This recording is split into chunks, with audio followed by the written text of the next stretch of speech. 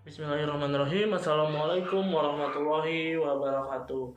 Perkenalkan, nama saya Diva Fikra Alfarisi dari kelas KPI 3A dengan nomor NIM 11940200006. Di sini saya akan membahas tentang makna Islam secara universal dan partikular.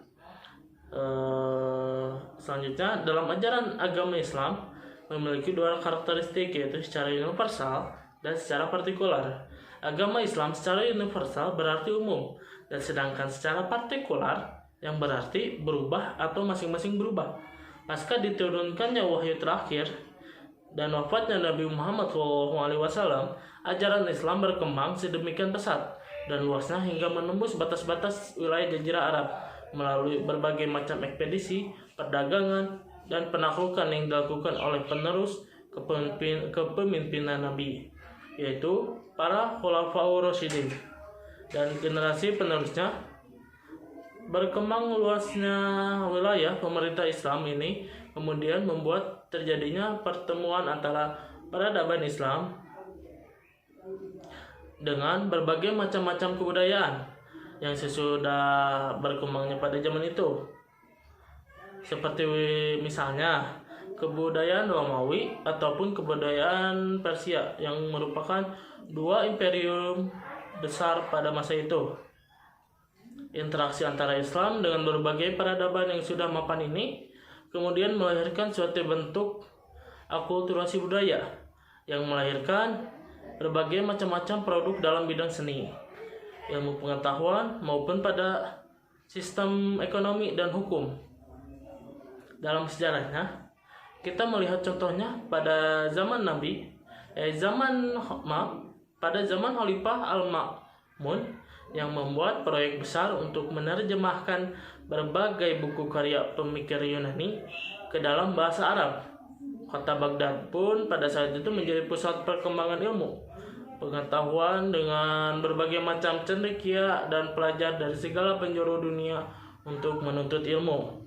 Akan tetapi, walaupun membawa dampak positif untuk memperkaya pengetahuan dan pengalaman kebudayaan Islam, ada sebagian juga yang berpendapat bahwa interaksi antara Islam dan budaya menjadi dampak negatif dan menganggap bahwa agama ini adalah wilayah yang harus steril dan pengaruh-pengaruh budaya tertentu untuk menjaga kemurnian ajaran dan berbagai macam praktik menyimpang yang dianggap tidak sesuai dengan tuntutan agama.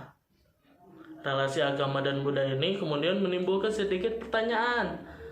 Jika seandainya Islam membawa misi sebagai rahmatan lil alamin, bagaimana pandangan Islam dalam memandang bentuk-bentuk praktik sosial tertentu yang sudah berlangsung di tengah masyarakat tertentu?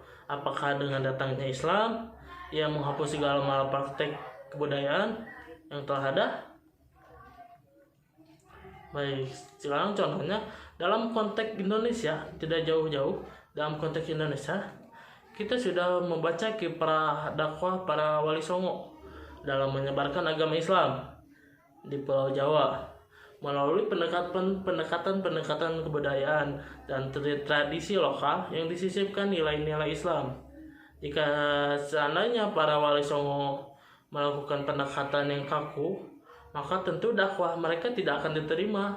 Oh, apa ini? Ajaran apa ini? Maka para wali songo itu memakai cara-cara kebudayaan seperti menggunakan wayang, menggunakan gamelan, seperti itu. Dan justru jika mereka tidak memakai itu, akan mendapat penolakan dari masyarakat Jawa pada waktu itu, karena kan saking tidak tahunya. Menurut Profesor Nurholik Majid menyebut bahwa kita harus dapat membedakan antara tradisi dan tradisionalitas. Tradisi belum tentu semuanya buruk dan dapat diterima selama tidak bertentangan dengan nilai-nilai ajaran agama Islam. Akan tetapi sifat tradisionalitas yang memandang mutlak kebenaran segala bentuk tradisi masa lalu dan menutup diri dari sikap kritis untuk memilih mana yang baik dan mana yang buruk. Itulah yang harus dihindari. Tradisi bukanlah lawan dari modernitas seperti yang selama ini dibentur-benturkan. Bahkan nilai-nilai tradisi dapat menjadi sumber etos kerja dan spirit kemajuan seperti yang telah terjadi pada bangsa Jepang pada waktu itu, pada waktu dulu. Selanjutnya dalam perkembangannya kita dapat melihat bahwa dalam situasi mukhtahir, segala bentuk penyeragaman dalam pemahaman keagamaan akan selalu menemui kegagalannya. Ia dikarenakan meskipun Islam memiliki nilai-nilai universal dalam ajarannya, ia juga berdialog dengan nilai-nilai partikular berupa budaya dan nilai sosial. Tentunya yang kemudian mewujudkan dalam praktek keagamaan yang beragam satu sama lain. Sesungguhnya standar keberislaman ini seseorang tidaklah ditentukan ketika ia sholat dengan memakai sarung atau memakai gamis. Keduanya hanyalah simbol lahiriah semata, dan ketakwaan yang murni ialah bersumber dari ketundukan dan komitmen seorang muslim dalam menjalankan ajaran agama dalam kehidupan sehari-harinya. Relasi antara agama dan budaya ini dapat bersifat timbal balik secara positif dan tidak selalu bersifat antagonis satu sama lain. Keduanya dapat saling memperkaya ajaran satu sama lain, sebagaimana yang telah dituturkan sebagai nasihat yang penuh hikmah dari para ulama kita, yang berbunyi al-muhafadzah ala al-qadim as-salih wa akhdhu bi jadid as-lah, menjaga nilai dan ajaran tradisi lama yang baik serta mengambil nilai dan ajaran baru yang lebih baik. Mungkin hanya itu yang bisa saya sampaikan.